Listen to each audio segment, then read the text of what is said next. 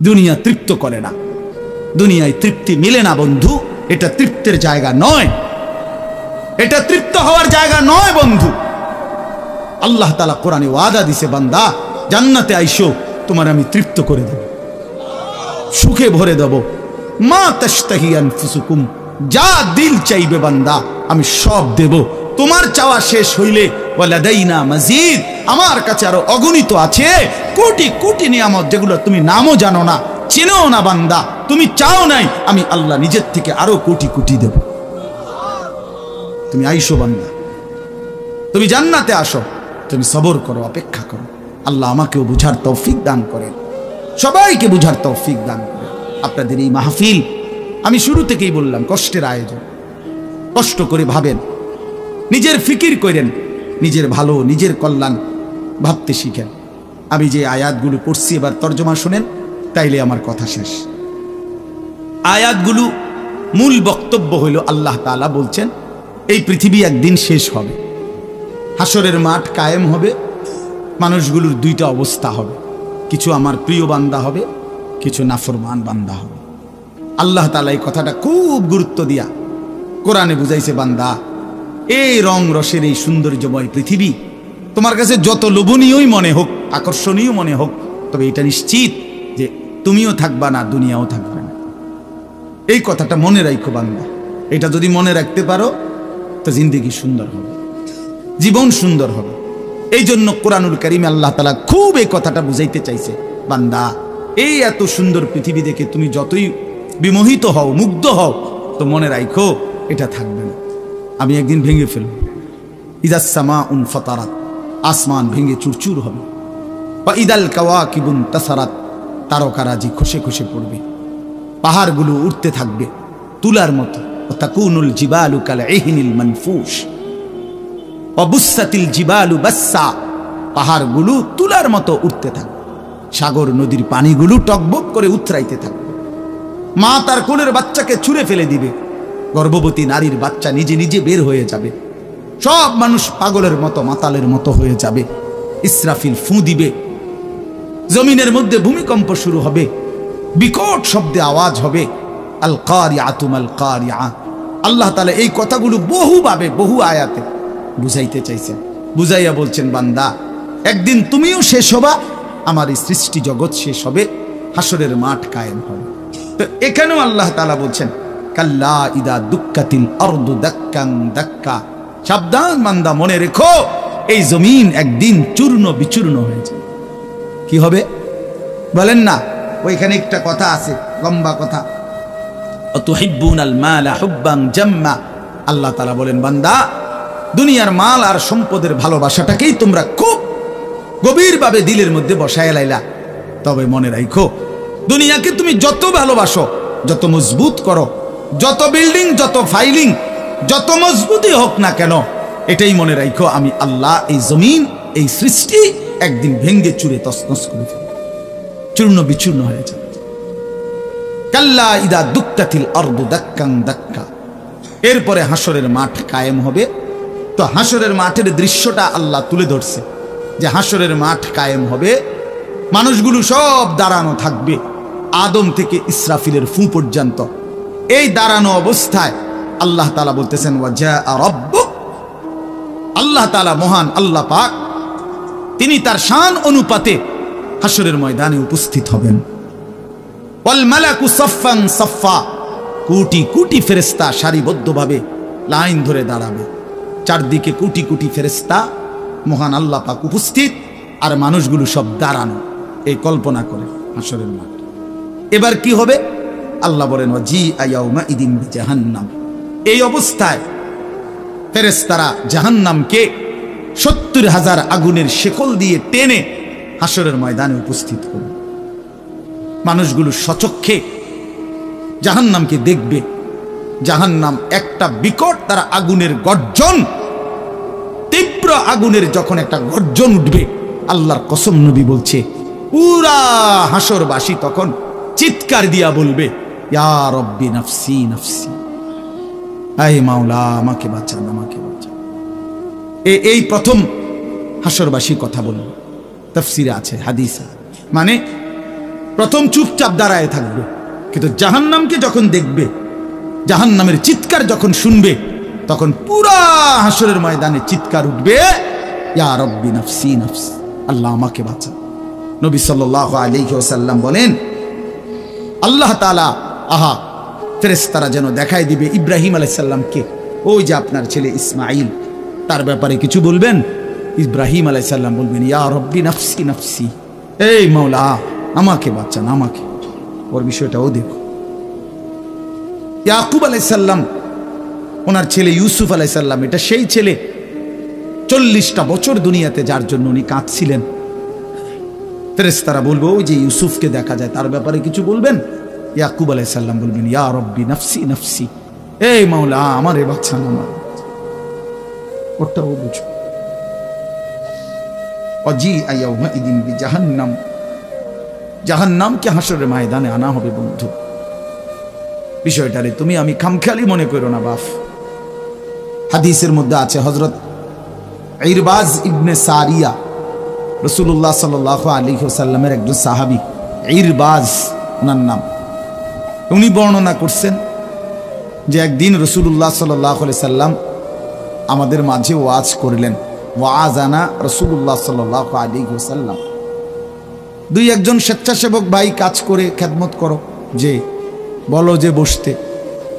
তো আল্লাহ রাসূল সাল্লাল্লাহু আলাইহি সাল্লাম তিনি বলেন যে আমাদেরকে ওয়াজ করলেন। এই ওয়াজ, এই শব্দটা কোরআনের শব্দ, রাসূলুল্লাহ সাল্লাল্লাহু আলাইহি সাল্লামের জন্য ব্যবহৃত শব্দ।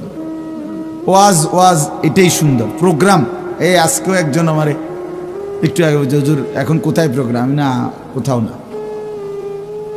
হয়তো আপনি এখন কোথাও কোরআনে ওয়াজ যাবেন না? আমি হ্যাঁ যাবো, ওয়াজে তো আছে আব্দুল্লাহপুর দেবিদ্যা। মানে আমার তো এখন এটা ওয়াজ মাহফিল, এটা প্রোগ্রাম। প্রোগ্রাম কিতাব, প্রোগ্রাম আর ওয়াজ সমার্থবোধক শব্দ নয়। ওয়াজের ইংরেজি না প্রোগ্রাম, ওয়াজ ওয়াজ এটাই। তার মানে প্রোগ্রাম তো যে কোনো অনুষ্ঠানকে বলে, খানা দানা, যে কোনো আড্ডা, এটাও তো একটা প্রোগ্রাম। কিন্তু রাসূলুল্লাহ সাল্লাল্লাহু আলাইহি সাল্লামের সাহাবীরা ব্যবহার করছেন যে নবীজি আমাদের মাঝে ওয়াজ করলেন। আপনার কাছে এটা পুরান পুরান মনে হইল, এটা হাদিসের শব্দ। ইয়াইজুকুম লাআল্লাকুম তাযাক্কারুন, এই যে কোরআন শরীফ আছে, আল্লাহ বলেন আমি ওয়াজ করতেছি তোমাদেরকে, যেন তোমরা আমি আল্লাহর ওয়াজ থেকে উপদেশ গ্রহণ করতে পারো। ইয়াইজুকুম, যে কোনো আলেমকে জিজ্ঞাসা করেন, ইন্নাল্লাহা ইয়া'মুরু বিল আদলি ওয়াল ইহসান ওয়া ইতাই যিল কুরবা ওয়া ইয়ানহা আনিল ফাহশাই ওয়াল মুনকারি ওয়াল বাগি ইয়াইজুকুম লাআল্লাকুম তাযাক্কারুন। এজন্য ওয়াজ, এই শব্দটা কোরআনের শব্দ, এটা রাসূলুল্লাহ সাল্লাল্লাহু আলাইহি সাল্লামের শব্দ। তাহলে এর চাইতে দামি হয়ে গেল প্রোগ্রাম? কথা বলেন না। যাই হোক, তো বলতেছিলাম আল্লাহ নবী সাল্লাল্লাহু আলাইহি ওয়াসাল্লাম তিনি বললেন, ওয়াজ করলেন, সাহাবী বলতেছেন। তো এটা আমাদের অবস্থা কি হলো, শ্রোতাদের হালাত কি হলো? নবী সাল্লাল্লাহু আলাইহি সাল্লামের সাহাবী বলেন, শ্রোতাদের অবস্থা হলো দুইটা, জারাফাত মিনহাল উয়ুন ওয়া ওয়াজিলাত মিনহাল কুলুব। নবীজির ওয়াজের পরে আমাদের হালাত হলো এই, আমাদের চোখ দিয়ে অঝরে পানি ঝরতে লাগলো, আমাদের দিল আল্লাহর ভয়ে কাঁপতে লাগলো। এই সরাসরি হাদিস। তাহলে ওয়াজের মাকসাদ বুঝলেন কিনা, যে কি হওয়া উচিত ছিল? চোখে পানি ঝরছে আর দিল আল্লাহর ভয়ে কাঁপতেছে। কোরআন শরীফে আছে, সরাসরি কোরআন শরীফে, وَإِذَا سَمِعُوا مَا أُنزِلَ إِلَى الرَّسُولِ تَرَى أَعْيُنَهُمْ تَفِيضُ مِنَ الدَّمْعِ মিম্মা আরাফু মিনাল হক। আল্লাহ বলেন, রাসূল আপনার সাহাবীদের হালাত দেখেন।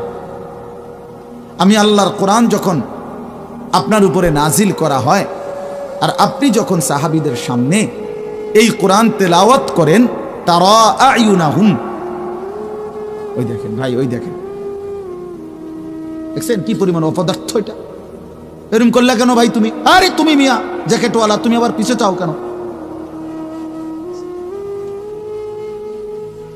তুমি চিনো না আমারে, কোনোদিন দেখো নাই? আমি 1 মিনিটের জন্য ছেড়ে দিতে রাজি না। আমি নওজোয়ানের পরিবর্তন চাই।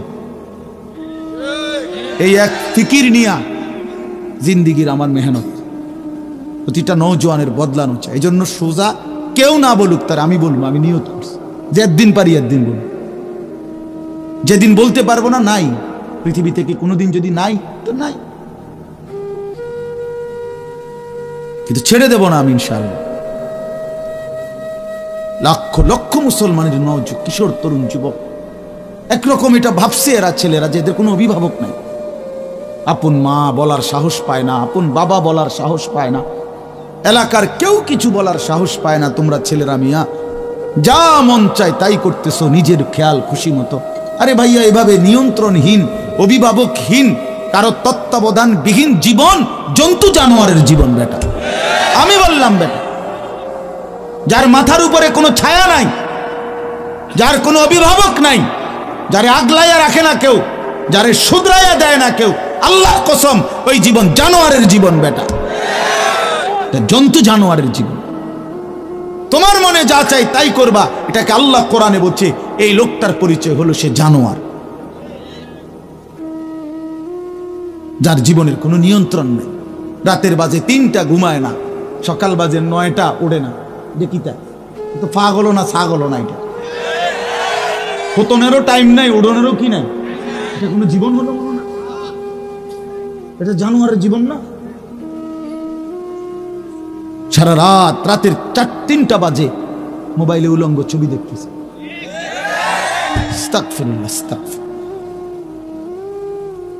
স্বাভাবিকভাবে জি বলো ভাই, রসিকতা করো না, তামাশা করো না,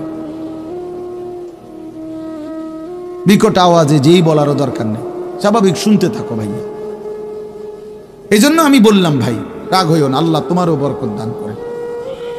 কিন্তু আমার বলার উদ্দেশ্য হলো আমাদের পরিবর্তন দরকার, সংশোধন দরকার, আমাদের জিন্দিগি সাজানো দরকার। আমি কথাটাই বলতেছিলাম যে মাহফিলের মাকসাদ বিবেক জাগানো, দিল জাগানো, দিল জাগানো, অনুভূতি সৃষ্টি করা। যাহা আমি কি করছি, আমি কি করছি, আসলে আমার কি করা উচিত ছিল। তাইলে কোরআনুল কারীমের মধ্যে আল্লাহ তাআলা বলছেন, আল্লাহর কথা শুনলে সাহাবীদের চোখ দিয়ে তারা আয়ুনাহুম তাফিদু মিনাদ দাম'i, নবী আপনি দেখবেন আপনার সবগুলো সাহাবীর চোখ থেকে অঝরে পানি ঝরছে, কাঁদতেছে। আল্লাহর কোরআন শুনলে সাহাবীরা কাঁদতে। কোরআন শরীফে একটা সূরা আছে 29 পারা, সূরা দাহার, কোরআন শরীফের 75 নম্বর সূরা, 76 নম্বর সূরা। এই সূরাটা ছোট্ট একটা সূরা। এই সূরার মধ্যে জান্নাতের অসাধারণ বর্ণনা আছে। যেদিন এই সূরাটা নাজিল হইছে, নবীজি উপস্থিত, সাহাবী যারা ছিল সামনে, তখন জিব্রাইল মাত্র নাজিল করছে, নবী সাল্লাল্লাহু আলাইহি সাল্লাম সাহাবীদের সামনে শুনাইছে এটা, এই সূরাটা। এই সূরার মধ্যে জান্নাতের খুব সুন্দর বর্ণনা আছে, সূরা দাহার। তো এই সূরার এই জান্নাতের বর্ণনা শুইনা এখানে বসা একজন সাহাবী, কালো, রজুলুন আসওয়াদ তাফসিরে আছে, উনি ছিলেন একদম কালো রঙের সাহাবী, সহজ সরল সাহাবী। এইখানে বসেই একটা চিৎকার দিছে জান্নাতের আকাঙ্ক্ষায়, ওইখানে ইন্তেকাল করছে। আল্লাহর নবী সাল্লাল্লাহু আলাইহি সাল্লাম বলছেন, লাকাদ আখরাজা নাফসা সাহিবিকুম আশ-শাওকু ইলাল জান্নাহ, তোমাদের সাথী জান্নাতের শৌক, আগ্রহে জীবন দিয়ে দিল। দেখো, जान दिए दिलो जान, निकल जाए दम तेरे कदमों के नीचे, यही दिल की हसरत, यही दिल की आरज़ू है। আল্লাহর প্রিয় বান্দারা এটা বলে যে হে বড় মাওলা, আপনার কদমের নিচে জীবন দিয়ে দিলাম। এটাই ছিল দিলের তামান্না, এটাই ছিল দিলের আফসোস, আহাজার। সাহাবায়ে কেরাম যখন আল্লাহর জন্য শহীদ হইতেন, অসংখ্য সাহাবীদের জীবনীতে আছে, যুদ্ধের ময়দানে যখন শহীদ হইতেন রক্ত মাখা শরীর নিয়া, শেষ মুহূর্তে সাহাবীরা একটা কথাই শুধু বলতেন, ফুস্তু ওয়া রাব্বিল কাবা, কাবার রবের কসম আমি কামিয়াব হয়ে গেলাম, আমি সফল।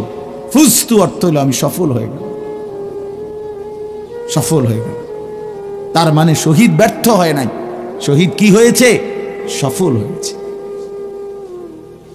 শহীদ জীবন পেয়েছে, নতুন করে জীবন পেয়েছে। এই জন্য আমার ভাই, আল্লাহর জন্য আল্লাহর কথা শুনলে দিলের হালাত এমনই হওয়ার কথা। হাদিসের মধ্যে আছে হযরত আব্দুল্লাহ ইবনে মাসউদ রাদিয়াল্লাহু তাআলা আনহু, তিনি বলছেন যে একদিন নবীজি আমাকে বলছেন কোরআন শরীফ তেলাওয়াত করে শুনাইতে, নবীজিকে শুনাইতে। হযরত আব্দুল্লাহ ইবনে মাসউদ রাদিয়াল্লাহু তাআলা আনহু বলেন, আমি সূরা নিসা, এই সূরার প্রথম 40টি আয়াত একটানা নবীজিকে মাথা নোয়ায়া আদবের সাথে নবীজিকে শুনাইতেছিলাম। 40টা আয়াত পর্যন্ত যখন তেলাওয়াত করলাম, হযরত আব্দুল্লাহ ইবনে মাসউদ বলেন, নবী সাল্লাল্লাহু আলাইহি সাল্লাম তখন বলেন, হাসবুকাল আন, এখন থামো। তো 40 আয়াত পরে যখন আমি থামলাম, হযরত আব্দুল্লাহ ইবনে মাসউদ বলেন, ফালতাফাত্তু ইলাইহি, আমি নবীজির দিকে চোখ তুলে তাকালাম, ফাইদা আইনাহু তাদরিফান, তিনি বলেন, আল্লাহর কসম আমি দেখতে পাইলাম আল্লাহর নবী সাল্লাল্লাহু আলাইহি সাল্লামের দুই চোখ দিয়ে অজরে পানি ঝরছে। তিনি বহুতক্ষণ ধরে কাঁদতেছেন। তাহলে এই ছিল রাসূলুল্লাহ সাল্লাল্লাহু আলাইহি সাল্লামের হালাত, এই ছিল সাহাবায়ে কেরামের হালাত। আল্লাহর কথা শুনলে নবী নিজেও কাঁদতেন, সাহাবায়ে কেরামও কি করতেন? কাঁদতেন। প্রিয় ভাই আমার, বন্ধু আমার, আমরা মুসলমান। আমি এই কথাটাই শুরু করছিলাম, গাফেল বঞ্চিত হয়, খামখেয়ালি মানুষ, খামখেয়ালি। আর কেন নামাজ পড়ো? পড়ি না, পড়ি না, মসজিদে যাইতে না, ভাল লাগতেছে না, কেরুম লাগতেছে, কি জানি কেরুম জানি লাগতেছে, কেরুম লাগতে এরুম, আরে কেরুম, পাগল কোথাকার বেটা, কেরুম লাগতেছে, এটাও কই তারস না তুই? তুই তো একটা অপদার্থ মানুষ বেটা, এটা কোনো কথা হইল? এই জন্য বললাম, মানে আসল কথা হইল গাফেল, খামখেয়ালি। কোরআন শরীফে আছে যত লোক জাহান্নামে যাবে, আল্লাহর কসম ভাইয়া শোনো, যত লোককে আল্লাহ জাহান্নামে ফেলবে, আল্লাহ কোরআনে স্পষ্ট বলছে সবগুলোর পরিচয় হলো উলাইকা হুমুল গাফিলুন, এগুলো গাফেল। কোরআন শরীফের আয়াত, উলাইকা হুমুল গাফ, ওয়ালাকাদ যারানা লিজাহান্নামা কাসীরাম মিনাল জিন্নি ওয়াল ইনস, আমি অসংখ্য অগণিত জিন আর মানুষ দিয়ে জাহান্নামকে পূর্ণ করব। আল্লাহ বলেন এই সবগুলো নাফরমানের পরিচয় উলাইকা হুমুল গাফিলুন, এরা গাফেল, এরা গাফেল ছিল, খামখেয়ালি করছে, খামখেয়াল। আমি নয়তো হায়াত দিয়েছি, আওয়ালাম নুআম্মিরকুম মা ইয়াতাযাক্কারু ফীহি মান তাযাক্কারা। আল্লাহ তাআলা জাহান্নামীকে বলবে, এই জাহান্নামী বান্দা, মনে তো করো যেটুকু হায়াত দিলে আমার বন্দিগি করতে পারতাম, এটুকু হায়াত, এটুকু সময় আমি তো তোমাকে দিয়েছি বান্দা। তুমি বলো কোন সময়টা, কোন সুযোগটা আমি দেই নাই বান্দা? বলো, বলো বান্দা। 1টা বাজে জোহরের আজান হইছে, 3:45 বাজে আসরের আজান হইছে, 3.5 ঘন্টা তো 12 রাকাত বা 10 রাকাত জোহরের নামাজ পড়তে কি 3.5 ঘন্টা লাগে? বলেন বলেন। তাইলে যুবক কেন নামাজ পড়লাম? তুমি কি হায়াত পাও নাই? তুমি কি সুযোগ পাও নাই? 4 রাকাত ফজরের নামাজ পড়তে কি 1 ঘন্টা সময় লাগে? তো আল্লাহ তাআলা কি সময় দেয় নাই? আল্লাহ কি হায়াত দিল না? কেন না ফরমানি করল? বন্ধু আমার, আল্লাহ বলবেন এই কথা, আওয়ালাম নুআম্মিরকুম, বলো বান্দা, আমি কি তোমাকে হায়াত দেইনি? আমি কি তোমাকে সময় দেই নাই? কোরআন শরীফে আছে আল্লাহ বলছেন এটা। কোরআন শরীফে আছে আল্লাহ বলছেন, জাহান্নামী চিৎকার করবে আর বলবে, আল্লাহ একটু সময় দেন, একটু বিরতি দেন, 1টা মিনিট কদ্দুর আমারে জিরাইতে দেন, আমি পারতেছি না মালিক, আগুনে, এই মালিক আমার শরীরটা জ্বলা পুরা ছাই হয়ে গেছে, আমি আর পারছি না মাওলা, আমার একটু বিরতি দেন, 10টা মিনিট কদ্দুর বিরতি দেন, এই আগুন আমি সইতে পারছি না। আল্লাহ তাআলা বলবেন, লা ইউফাত্তারু আনহুম, না নাফরমান, 1 সেকেন্ডের বিরতি মিলবে না। অহুম ফীহি মুবলিসুন, আল্লাহ বলে জাহান্নামী চিরদিন অনন্তকাল মলিন চেহারা, বিমর্ষ চেহারা নিয়েই পড়ে থাকবে, কোনদিন তার মুখে হাসি ফুটবে না। ওমা যালামনাহুম ওয়ালাকিন কানু হুমুজ জালিমিন। আল্লাহ তখন বলবে, নাফরমান জাহান্নামী, আমি তো তোমার উপরে জুলুম করি নাই বান্দা, তুমি তো নিজেই নিজের উপরে জুলুম করেছিলে। আমি জুলুম করি নাই। আমি যতগুলো হুকুম করেছি, যতগুলো নিষেধ করেছি বান্দা, প্রতিটা হুকুম পালন করার যোগ্যতাও আমি শরীরে দিয়েছি। তুমি যদি রুকু করতে না পারতা আমি বলতাম না, তুমি যদি সেজদা করতে না পারতা তাইলে আমি হুকুম করতাম না। আমি তো গাছকে বলি নাই সেজদা করতে, তোমারে বলছি। আমি তো মাছকে বলি নাই সেজদা করতে, তোমাকে বলেছি, কারণ তোমাকে তো যোগ্যতাও দিয়েছি। ইন্না হাদাইনাহুস সাবিলা, আল্লাহ বলেন আমি তো বুঝাইবার জন্য আমার পক্ষ থেকে প্রতিনিধিও পাঠিয়েছি। আমি তো বুঝবার জন্য আসমানি কিতাবও দিয়েছি, নবীও দিলাম, রসুলও দিলাম, ওলামায়ে কেরামকেও দিলাম, কিতাবও দিলাম, শরীরেও মানার যোগ্যতা দিলাম। তাইলে কেন পারলা না বান্দা? নামাজ পড়ার যোগ্যতাও আছে, বুঝাইয়া বলার লোকও আছে, বুঝবার মতো কিতাবও আছে, কেন পড়লেন না বলেন? আপনারা যে কেউ যদি সিদ্ধান্ত নেন 2 রাকাত নামাজ পড়বেন, তাহলে আপনাদের শরীরে পড়ার যোগ্যতা আছে কিনা? আপনারা যদি সিদ্ধান্ত নেন কিভাবে পড়বো, তো এই কথা বুঝাইয়া বলার জন্য কোনো আলেম আছে কিনা? যদি বলেন কোরআন থেকে কইলেন, তো এটা দেখানোর মতো কিতাব আছে কিনা? তো কি সমস্যার কারণে পারলেন না? বন্ধু বলেন, প্রিয় ভাই বলো, আমার নওজোয়ান সন্তানরা বলো, ভাইয়া কি কারণে পারলা না? আজকের সারাদিনে 5 ওয়াক্ত নামাজ কেন পড়তে পারলা না দোস্ত? কেন পড়তে পারলা না? হ্যাঁ, এই পৃথিবীতে কত বন্ধুর কত আবদার রক্ষা করলেন, পরম বন্ধু মহান আল্লাহ পাকের কোনো আবদার রক্ষা করলেন না। সামান্যটুকু উপকার যে করছে তারে কতবার থ্যাংক ইউ দিলেন। 24 ঘন্টা যিনি লালন পালন করছে তারে একবারও সেজদা দিলেন না। এই নাফরমান, তুই এত বড় গাদ্দার কেমনে হইলি বেটা? বেনামাজির চাইতে বড় গাদ্দার আর কে হইতে পারে? বেনামাজির চাইতে বেয়াদব, অসভ্য আর কি? বেনামাজি অসভ্য, অসভ্য বেনামাজি শয়তান। যার কপালে সেজদা নাই ওই শয়তান, শয়তান, শয়তান, ওইটা শয়তান। আমি বললাম, আল্লাহর কোরআন বলছে, ইবলিস তুই সেজদা দিলি না, আজকের থেকে তুই শয়তান। ইবলিস রে এর আগে শয়তান বলতো না, বলতো না, আজকের থেকে শয়তান, আজকের থেকে রাজিম, ফখরুজ ফাইন্নাকা রাজিম। আল্লাহ বলছে বের হবে ঈমান, কেন সেজদা দিলি না? ফাইন্নাকা রাজিম, আজকের থেকে ইবলিস তুই অভিশপ্ত। এজন্য বেনামাজি অভিশপ্ত, বেনামাজি শয়তান। ওয়া ইন্না আলাইকা লানাতা ইলা ইয়াউমিদ্দিন। আল্লাহ বলছে ইবলিস তুই আমার সেজদা দিলি না, তো মনে রাখিস আজকের থেকে নিয়ে ইসরাফিলের ফু পর্যন্ত, কিয়ামত পর্যন্ত তোর উপরে আমি আল্লাহর লানত। এটাই তো তর্জমা নাকি? কিয়ামত পর্যন্ত তুই নাম বেঈমানের উপরে আমি আল্লাহর লানত। এই জন্য বেনামাজি মনে রাখো, এই যুবক তোমরা যারা নামাজ পড়ো না, তোর উপরে আল্লাহর লানত, আল্লাহর লানত, তোর খোদার গজব তোর উপরে, মনে রাখিস। বলে না আমি ভাত খাই, ভাত, হ্যাঁ ভাত জন্তু জানোয়ারও খায়। আমি তো ঘুম যাই, ঘুম কুত্তাও যায়,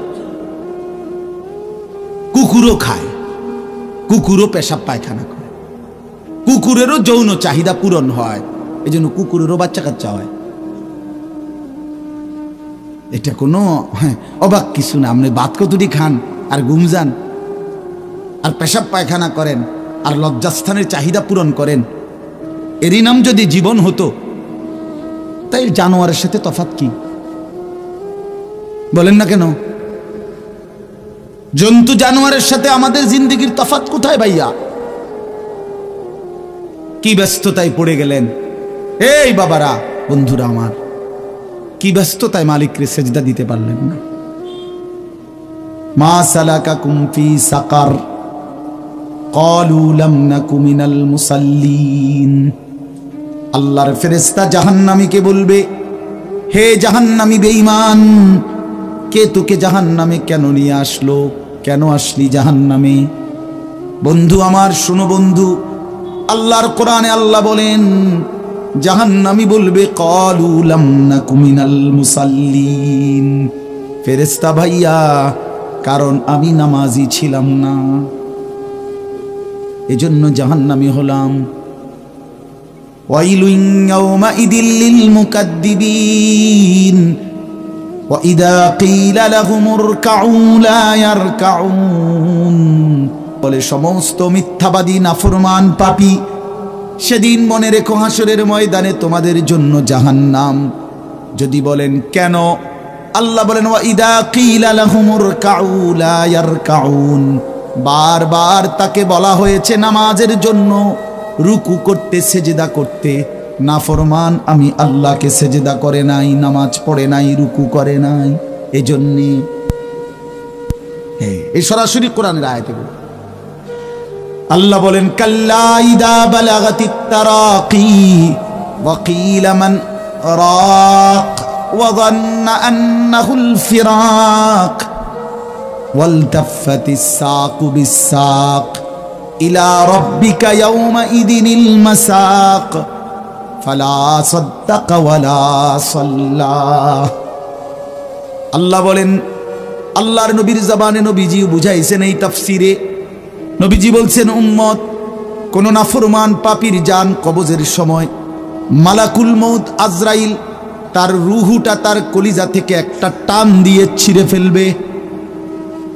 ছিঁড়লেই রুহুটা এসে কণ্ঠনালীর কাছে আটকায় যাবে, এই গলার কণ্ঠনালীতে। কাল্লা ইদা বালাগাতিত তারাকি, কণ্ঠনালীতে যখন নাফরমানের রুহু আটকায় যাবে, তো আজরাইল ধইরা টাইনা ছিঁড়া টুকরা টুকরা করে এরপরে এই রুহুটাকে চিরা ভিরা বাইর করে। তো কোরআনে আল্লাহ বলছে কেন এমন এমন নির্মম মৃত্যু হলো কেন? তার কলজা ছিঁড়া ফেললো, আজরাইল তার রুহুটা ছিন্ন ভিন্ন করে দিল, এমন করলো কেন? আল্লাহ বলেন কারণ দুইটা, ফালা সাদ্দাকা ওয়ালা সাল্লা, এই নাফরমান আমি আল্লাহরে বিশ্বাস করে নাই এবং নামাজ আদায় করে। কি আদায় করে নাই? ভাত খাও, হ্যাঁ ভাতে তো দুগা খাও নাকি তা? হ্যাঁ, মোবাইল টিপো আর মানুষের বেডি দেখো, দেখো ভাইয়া দেখো। কুলু ওয়া তামাত্তাউ কালিলান ইন্নাকুম মুজরিমুন। আল্লাহ বলেন নাফরমান, অল্প সময়ের দুনিয়া খাও, ভোগ করো, শুধু মনে রেখো তুমি নাফরমান। এখন ভাত খাও, পরে ফিডা হইব। কবরের প্রথম ঘন্টায় আমি বুঝাই দেব আমি মালিক কেমন। কাল্লা সাউফা তা'লামুন আলহাকুমুত তাকাসুর হাত্তা যুরতুমুল মাকাবির কাল্লা সাউফা তা'লামুন। আল্লাহ বলে দুনিয়ায় ডুবে থাকতে থাকতে আমি আল্লাহকে আখিরাতকে ভুলতে ভুলতে দুনিয়া বাড়ানোর নেশা প্রতিযোগিতা বেঈমান তোরে গাফেল বানায় দিল। এরই মধ্যে একদিন তুই কবরে পৌঁছে গেলা, এই কবরে আসলেই তুমি বুঝতে পারবা আমার নাফরমানির শাস্তি কি। আল্লাহ রাসূল সাল্লাল্লাহু আলাইহি ওয়াসাল্লাম বলছেন কবর নাফরমানকে একটা চাপ দিবে, একটি চাপে ডান পাশের মাটি বাম দিকে, বাম দিকের মাটি ডান পাশে, এভাবে আইসা আটকায় যাবে। হাত্তা তাখতালিফা আদলাউহু, নবীজি বলেন ডান পাশের হাড্ডি পাঁজর ভাঙ্গা বাম পাশের গুলো ডান পাশে, এইভাবে আঙ্গুল যেভাবে ঢোকে এইভাবে হাড্ডি একটার একটার ভিতরে ঢুকে যায়। কি মনে করছো দোস্ত, আমার বন্ধু আমার, এটা নিশ্চিত আল্লাহর কথা মিথ্যা হয় না।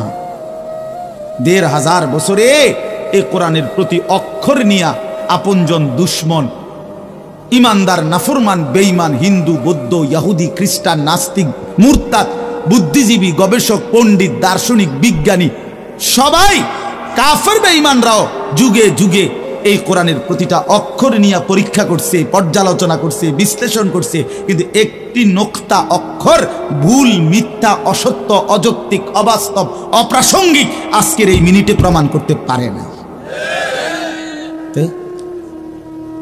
যদি সন্দিহান হইতো তত প্রমাণ হয়ে যাইতো যে এই সমস্ত তথ্য উপাত্তের আলোকে প্রমাণিত হলো কোরআনের এই আয়াতটি ভুল। সেটা কোনটা? এমন হইছে? কথা বলে না কেন? বলো জেনারেল শিক্ষিত ছেলেরা, তোমরা বলো ভাইয়া, পদার্থবিজ্ঞান, জীববিজ্ঞানের কোন তথ্যের আলোকে কোরআনের কোন তথ্য ভুল? রসায়ন বিজ্ঞান, উদ্ভিদ বিজ্ঞান সহ যাবতীয় বিজ্ঞানের কোন সূত্র মতে কোরআনের কোন শব্দ ভুল হয়েছে, কোন তথ্য ভুল হয়েছে? হয়েছে বাবা। তো তাইলে কবর ভুল হবে কেন? আখেরাত ভুল হবে কেন? জান্নাত ভুল হবে কেন? হাসরের মাঠ ভুল হবে কেন? ইসরাফিলের ফু মিথ্যা হবে কেন? এই পৃথিবী যে ধ্বংস হবে এই কথা মিথ্যা হবে কেন? মিথ্যা হবে কেন? যদি মিথ্যা হতোই তো আল্লাহ তাআলার দুনিয়াবি কথাগুলো তো ভুল হইতো, সেগুলো তো ভুল হয় না। নবী সাল্লাল্লাহু আলাইহি সাল্লামের 1450 বছরে আমাদের নবী সাল্লাল্লাহু আলাইহি সাল্লামকে নিয়ে শুধু মুসলমানরাই গবেষণা করে নাকি? কাফের বেঈমান আমাদের চাইতে বেশি করে, আমাদের চাইতে বেশি গবেষণা করে নবীজিকে নিয়ে। কিন্তু আপনজন দুশ্মন সবার গবেষণায় মুহাম্মদ আরবি সাল্লাল্লাহু আলাইহি সাল্লাম তিনি সর্বশ্রেষ্ঠ। বন্ধু পরীক্ষা করলেও তিনি শ্রেষ্ঠ, দুশ্মন পরীক্ষা করলেও তিনি শ্রেষ্ঠ। বাহ! হ্যাঁ, তিনি সবার পরীক্ষায়। রাসূলুল্লাহ সাল্লাল্লাহু আলাইহি সাল্লামের প্রতিটা আচরণ, উচ্চারণ, চলাফেরা, কথাবার্তা, কাপড়, লেবাস, পোশাক, হাঁটা চলা, খানা, খাদ্য, পেশাব, পায়খানা, আহার, নিদ্রা, 24 ঘন্টার প্রতিটা নড়াচড়া পৃথিবীর সর্বোচ্চ শ্রেষ্ঠ মডেল, সবচেয়ে সুন্দর, সবচেয়ে সুন্দর। তিনি হাসলেও সুন্দর, তিনি কাঁদলেও সুন্দর, তিনি হাঁটলেও সুন্দর, তিনি বসলেও সুন্দর। এজন্য প্রিয় ভাই আমার, বন্ধু আমার, বেনামাজি হইও না বাপ। মাঝ বয়সী যারা, আপনাদেরকেও বলি, একটা চা দোকান নামাজ পড়তে দেয় না, একটা সিএনজি নামাজ পড়তে দেয় না, একটা অটো রিক্সা নামাজ পড়তে দেয় না, একটা বুটমুড়ির দোকান নামাজ পড়তে দেয় না, সামান্য কদ্দুর ক্ষেতের ফসল নামাজ পড়তে দেয় না। 12,000, 14,000, 20,000 টাকার একটা চাকরি, এটা আপনাকে এক ওয়াক্ত নামাজ পড়ে দিতে দেয় না। হায় হায় বদনসিব! কয় টাকার বিনিময়ে আল্লাহকে ভুলে গেলেন? 20,000 টাকার বিনিময়ে। একটা দোকানে কয় হাজার টাকা বেতন হলো, এই 30,000, 40,000 টাকার বেচা কিনার বিনিময়ে আল্লাহকে ছেড়ে দিলেন। যুবক ভাই, তোমরা এই 12, 14, 20,000 টাকার একটা মোবাইলের কাছে আল্লাহকে ছেড়ে দিলা। মাত্র 20,000 টাকায় তুমি ইমানদার বিক্রি হয়ে গেলা। ছি ছি ছি! মোমেন তো এত কম দামে বেচা হয় না, এত অল্প দামে তো বেচা হইবার কথা না ভাই। মাত্র একটা 15-20,000 টাকা দামের মোবাইলের কাছে তো বিক্রি হয়ে গেল। নিজের ইমান, নিজের ইসলাম, নিজের আখিরাত, আল্লাহর সাথে সম্পর্ক, রাসূলের সাথে সম্পর্ক, ধর্মের সম্পর্ক, কোরআনের সম্পর্ক সব ছেড়ে দিলা, সব ভুলে গেলা। তুমি চেনো না আল্লাহ কি, রাসূল কি, আখিরাত কি। তুমি চিনছো শুধু মোবাইল, নারী, ছবি, নর্তকী, জিনা, ব্যভিচার, অসভ্য দৃশ্য, বন্ধুদের আড্ডা। না ভাইয়া, এত কম দামে ইমানদার বিক্রি হয়, মুমিন এত অল্প দামে বিক্রি হয় না। হ্যাঁ, 54 বছরের যেই জালেম স্বৈর শাসক, বাপ ফুতে মিলে সিরিয়ার ওই জালেম স্বৈর শাসক ফ্যাসিস্ট, যে 54 বছর ধরে হাজারো লক্ষ মুসলমানের রক্তে জমিন ভাসাইছিল, কারাগারের অন্ধকার প্রকোষ্ঠে আটকায় রাখছিল, মুসলমান ইমানদারের রক্তের আহাজারিতে আল্লাহর জমিন কাঁপতেছিল। ওই সিরিয়াতে এই যে কয়দিন, মাত্র 2 দিন হলো, 8ই ডিসেম্বর 24 বছরের জুলুমের শাসন থেকে পলাইয়া সিরিয়ার প্রেসিডেন্ট বাশার আল আসাদ ভাগছে, পলাইছে। শুনছেন আপনারা? পলাইছে। নতুন উইকেট পড়ছে যে, শুনছেন? এই যে 8ই ডিসেম্বর আরেকটা উইকেট পড়ছে। প্রথম উইকেট পড়ছে 5ই আগস্ট, দ্বিতীয় উইকেট পড়ছে 8ই ডিসেম্বর। 2024 উইকেট পড়ার বছর, 2024 উইকেট পড়ার বছর। এবছর বোলিং ভালো হয়েছে, এবছর উইকেট পড়তেছে। 2 উইকেট পড়ে গেছে, আগামী উইকেট নেতানিয়াহু ইনশাআল্লাহ। ইসরায়েলের এই কুত্তাও হেরে যাবে ইনশাআল্লাহ। ইসরায়েলের ওই বেঈমান নেতানিয়াহু অয় ভাগবে, অয় পালাবে ইনশাআল্লাহ, কোনো সন্দেহ নেই। ফিলিস্তিনের বিজয় হবে ইনশাআল্লাহ, ফিলিস্তিনের বিজয়। আর ওই যে 130 কোটির ধমক দেখায় যে বেটা, ওই মোদি, ওরাও হেরে যাবে ইনশাআল্লাহ, ওরাও হেরে যাবে। ওখান থেকে আলুর ধমক দে, আলু পেঁয়াজ, বেটা মন্ডা কয় আটটা গিয়ে কন্যাই কথা কস বেটা, পেঁয়াজের ধমক দেশ বেটা। হ্যাঁ পেঁয়াজ, আমগো পেঁয়াজ বন্ধ করে দিবে, আমরা আলু বন্ধ করে দিবে। হেঁটে ইন্ডিয়া থেকে আমগো আলু বন্ধ, পেঁয়াজ বন্ধ। পেঁয়াজ তার আব্বার। হ্যাঁ পেঁয়াজ কি মোদির আব্বার? বলো যুবক, তার বাপের পেঁয়াজ বেটা। তাইলে তুই বন্ধ করবি কি বেটা? তোদের পেঁয়াজ বন্ধ করবি কেন?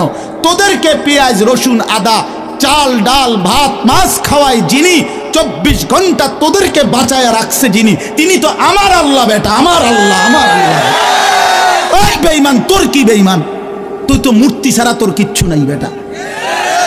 ওই মালিক তো আমার মালিক, আমি ওই মালিকের সেজদা করি, আমার মালিক তোকে খাওয়ায় বেটা। আল্লাহ রিজিক দেয় ওদেরকে, ওরা আম করে ধমক দেয়, ওরা আমাদেরকে ধমক দেয়। যত ধমকই দাও, মনে রাখো যুবক, তোমাদের কাছেও বলি, এই ইসলাম আমাদের কাছে আমানত। আমরা সাফ কথা, 110 কোটি 130 কোটি বেঈমান আমরা ভয় পাই না। আমরা কোনো সংখ্যা গণি না, ওদেরকে আমরা গণা তো ধরি না। আমাদের একজন, আমাদের শুধু একজন, আগেও একজন, এখনো একজন, আগামী দিনেও একজন, তিনি আল্লাহ। বলো ভাই কে? আর তিনি আকবার, তিনি সবচেয়ে বড়, সবচেয়ে বড়, তিনি বড়, একজনই বড় আমাদের, আল্লাহু আকবার। বলো ভাই, সবাই বলো, জোরসে বলো ভাই, আল্লাহু আকবার, আল্লাহু আকবার, আল্লাহু আকবার। বলো বলো, আওয়াজ করে বলো, বলো বলো। বেঈমান শুনুক, কাঁটা তারের বেড়ার থেকে শুনুক বেঈমান। বড় স্লোগান দাও, আল্লাহ বড়, আল্লাহু আকবার, আল্লাহু আকবার, আল্লাহু আকবার। আল্লাহই বড়, আল্লাহই বড়, আল্লাহই বড়। 110 কোটিকে আমরা হিসাব করি না। ইনশাআল্লাহ এই বাংলাদেশের ইমানদার মুসলমান আমরা কলিজার খুন দিয়ে হলো মাতৃভূমির প্রতি ইঞ্চি জমিন আমরা হেফাজত করবো ইনশাআল্লাহ, ইনশাআল্লাহ। সোজা কথা, কোনো সন্দেহ নাই এতে, কোনো সন্দেহ না। আমার মতো 2, 4, 10, 50 হাজারের রক্তে জমিন হয়তো ভাসবে, কিন্তু এদেশেও ইনশাআল্লাহ কালেমার পতাকা উঠবে ইনশাআল্লাহ। হ্যাঁ, এদেশে হিন্দু থাকবে, কোনো অসুবিধা নাই। আমরা কোনো সময় আমরা তাদের উপরে জুলুম করি নাই, কিন্তু জবাই যুবক মনে রাখো, এ কথার উপরে প্রতিবাদ করতেই হবে যে ইসকনের গুন্ডারা, সন্ত্রাসীরা এই দেশে থাকতে পারবে না। ইসকন সন্ত্রাসী, ইসকন গুন্ডা, গুন্ডা, হিন্দু গুন্ডা, হিন্দু সন্ত্রাসী। অতএব ইসকনের অন্তর্ভুক্ত কোন হিন্দু সন্ত্রাসী গুন্ডা এদেশে থাকতে পারবে না। এদেশে সাধারণ হিন্দুরা থাকুক, কোনো আপত্তি নেই। আমরা কোনোদিন তাদের উপরে কোনো জুলুম করি নাই, কেউ করে নাই, কেউ করে নাই, কেউ করে নাই। 5ই আগস্টের পরে ওদের মন্দির আমাদের মুসলমানের সন্তানরা পাহারা দিছে, আর বিনিময়ে তার প্রতিদানে বেঈমান আমাদের মুসলমান শহীদ অ্যাডভোকেট সাইফুল ইসলাম আলিফকে জবাই করে দিয়েছে। এই ছিল বিনিময়, এই ছিল প্রতিদান। তোমরা যুবক ফিরে আসো ভাইয়া, আগামীর সম্ভাবনা ভাই আমার, এটা মনে রাখো ভাইয়া, আগামীর সম্ভাবনা নিশ্চিত ইসলামের। সারা বাংলাদেশ হিসাব ধরো না, সারা পৃথিবী মিলাইয়া ধরো। বাংলাদেশ সারা পৃথিবী সহ ভাবো, সারা পৃথিবীতে ইনশাআল্লাহ মজলুমের বিজয়, সারা পৃথিবীতে ইমানদারের বিজয় হচ্ছে এবং হবে ইনশাআল্লাহ, হবে। আগামীর সময়টা মাহাদি এবং দাজ্জালের লড়াই হবে ইনশাআল্লাহ, ঈমান এবং কুফরের জিহাদ হবে ইনশাআল্লাহ। সেই জিহাদে, সেই যুদ্ধে ইসলামের জন্য জান বাজি রাখতে নওজোয়ান রেডি থাকতে হবে ইনশাআল্লাহ। আল্লাহ তাআলা প্রতিটা যুবককে কবুল করে নেন। মোবাইলের ওই আড্ডা, নারীর আড্ডা, জুয়ার আড্ডা বন্ধু, সুখ আসবে না। আমি অনুরোধ করলাম, কতজন নারী দরকার তোমার? সারাদিন রাত নাচ গান ছবি, এই উলঙ্গ দৃশ্য বন্ধু সুখ দেয় না। মদের আড্ডা, জুয়ার আড্ডায় সুখ হয় না। সুখ হয় না ভাই আমার, কোনো হারামখোর সুখে নাই। একটা সুদখোর, ঘুষখোর, বাটপার এই ওজনে কম দেয়, ধোকাবাজি করে, প্রতারণা করে, হারাম রোজগার করে, একটা হারামখোর সুখে নাই। আমি চ্যালেঞ্জ করলাম, একটা সুদখোর, কিস্তিখোর, হারামখোর সুখে নাই।